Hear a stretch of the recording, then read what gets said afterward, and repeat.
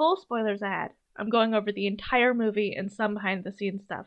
The comments I make in this video are entirely my opinion. Art is subjective, but I am also always correct about everything, all the time. Trigger warning.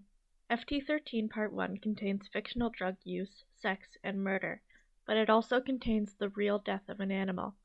I won't be showing anything too disturbing, but if any of these things put you off, please do what you think will be best for your health. And if that means not watching this video, you should do that. Please take care of yourself. Please? Yeah. Take care of yourself. Do it. You don't have a choice. I'm telling you, you have to take care of yourself. You have to... Listen to me. Oh, by the way, I'm sorry if the audio quality is, inconsistent. I'm still learning how to use what I have, and I don't have a very good microphone.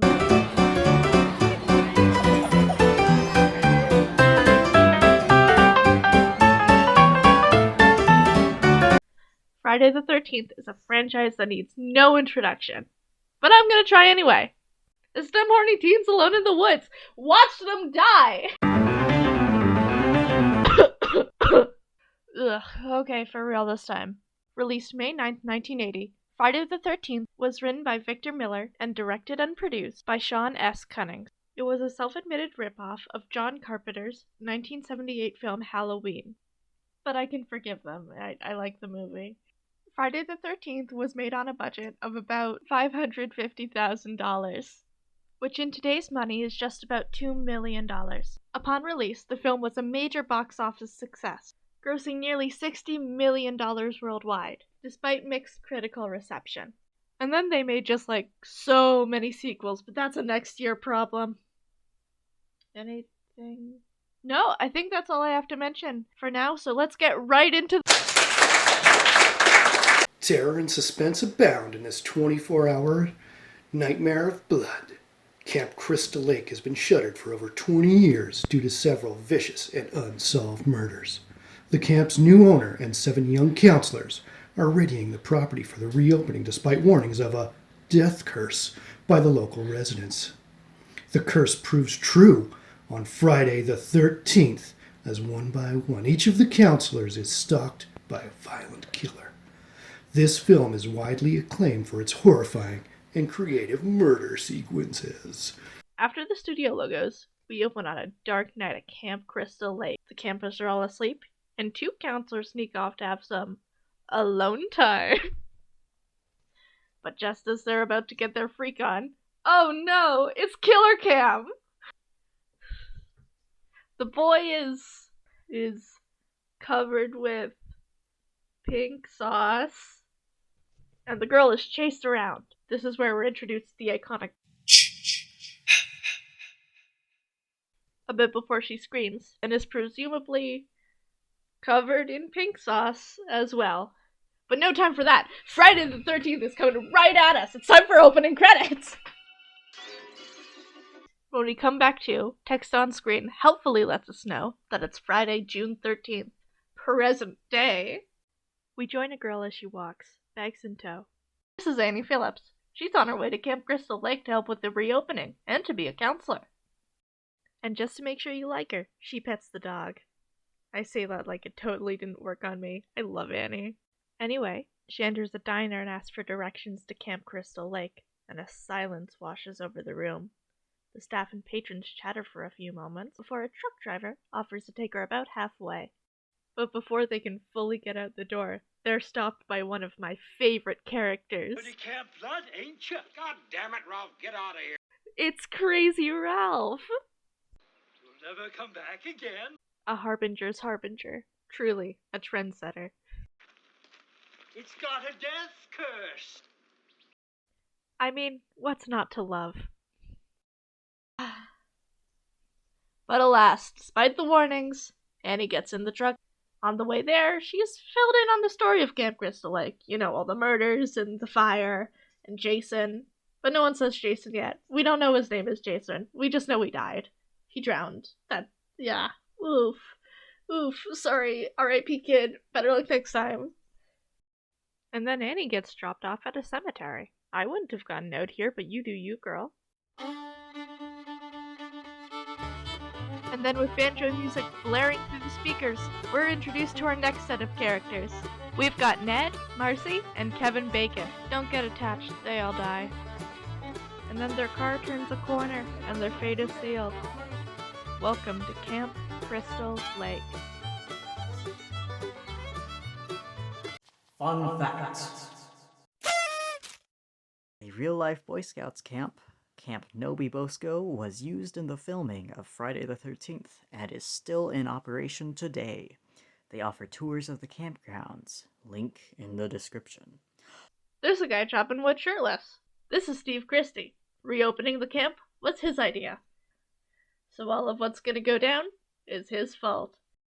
Oh look, Alice is here too! She lives, so feel free to get attached. In the next scene, Alice is fixing up a cabin and Steve just starts looking through her sketchbook. Like the asshole that he fucking is. God, I hate this guy. He's real creepy about it too. Man. Don't like it. I want it gone. Joe, cut it down. We meet Bill by the beach. Yep. He dies later, so Steve leaves. Good. We meet Brenda as she's setting up the archery range. Ned fires an arrow at her. Hit real close. Almost started the party early. You'll also soon learn that I hate Ned as well. I just don't like him. He's a goofball, but not a funny goofball. Like a goofball that just is kind of an asshole. We meet back up with Annie as she's hitching a ride. Driver's oddly quiet, though. It's probably nothing. Oh, no, wait. Oh, oof, ouch, ooh, ah. Oh no, she's drenched in pink sauce. Ah, now that's a shame. Better luck next time, kid. The counselors back at camp are setting up the dock and decide it's a good time to go for a swim. Ned decides it's a good time to fake drowning and worry everyone in order to sexually harass one of the girls. Oh, it's this scene. Okay, serious time. In this scene, Alice finds a snake, and she screams for Bill, who comes and kills the snake. And, I won't show this scene. I find it insanely upsetting to watch. But this was a real snake, and they did really kill it for this film. Allegedly, the snake's owner was not told that the plan was to kill the poor thing. R.I.P. Snake from Friday the 13th. Gone but not forgotten. Back to the rest of the movie now. Alright, I'll start skimming a bit. They set up the emergency generator, Ned follows a stranger into a cabin, Marcy tells Kevin Bacon about a creepy dream, and it starts raining. So they go inside and have sex on a bunk bed. The rest of the gang decide to smoke some weed, play strip Monopoly. I don't know how to play normal Monopoly. I'm not going to take the time to learn the horny version. Oops, back to the bunk bed sex havers. Plot twist, they were going at it right under Ned's pink sauce. Marcy leaves to go take a piss. Pro tip, always pee after sex. And while she's gone, Kevin Bacon gets pink sauce through his hungry self from the underside of the bed, which means Mrs. Voorhees. Okay, spoilers, the killer is Pamela Voorhees. Mrs. Voorhees was under the bed the whole time they were bumping uglies. Ew. Marcy goes to the washroom, and when she's done, she gets an axe firmly implanted into her pink sauce. While playing Strip Monopoly, the door gets blown open by the storm winds, and Brenda realizes that she left her windows open, so she leaves to go close them while still practically naked. We find Steve at a diner, waiting out the storm, and Fun facts.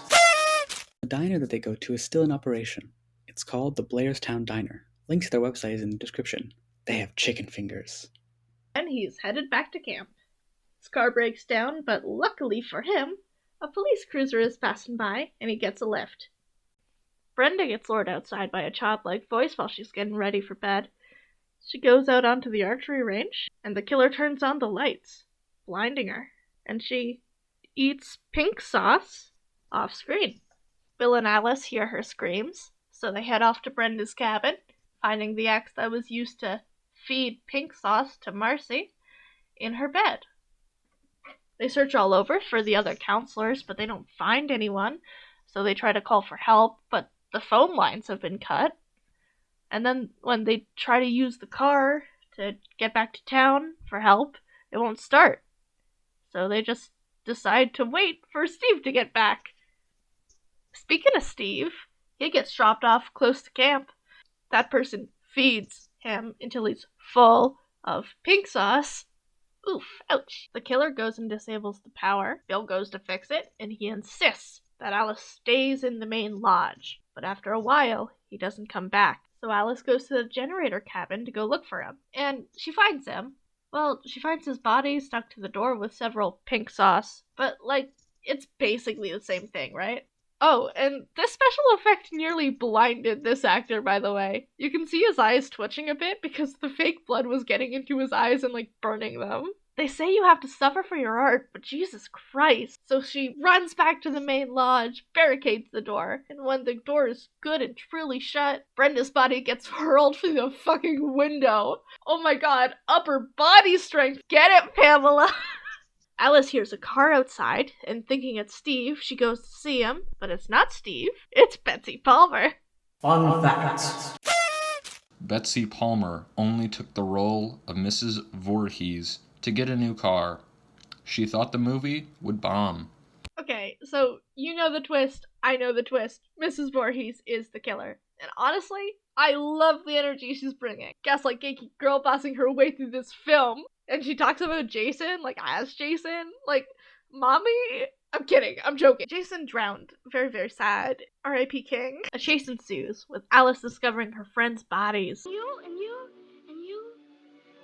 were there. Before he starts up the generator again. There's fighting, and a fight happens, and then they fight. There's this intense scene with Alice in the pantry, but soon enough Mrs. Voorhees is R.I.P. Queen. Always sad to lose an icon. Alice is victorious, so she clambers into a canoe, pushes it out into the lake, and falls asleep. Morning comes, and Alice is still asleep in the canoe. Police arrive and call out to her, and she wakes up. But as she sits up and contemplates her rescue, the decomposing Jason attacks Alice, pulls her out of the canoe. As she's dragged underwater, she awakes in the hospital. That was a dream. And when she asks about Jason, the little boy, they inform her that they never found any boy in the lake. And Alice whispers, then he's still in there. Oh, I wanna get lost in your rock and roll. I had fun with this. Friday the 13th is a strange watch for me. Usually I'll hold some pretty severe media grudges if there's anything about a film I don't like. Yes, my neuro does diverge. Thank you very much. I'm the same way about a lot of things. I'm not really a wait for it to get good type of person. But, for some reason, I'm able to give this franchise a lot of leeway.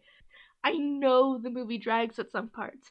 I know it has some problematic elements. I know some of the special effects look like they just sprayed some ketchup onto the actors. I just find the movie so fun. I watched Friday the 13th 5 times for this video. I didn't get bored once.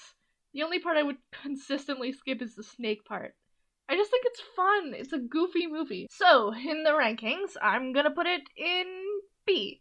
A high B, but still a B.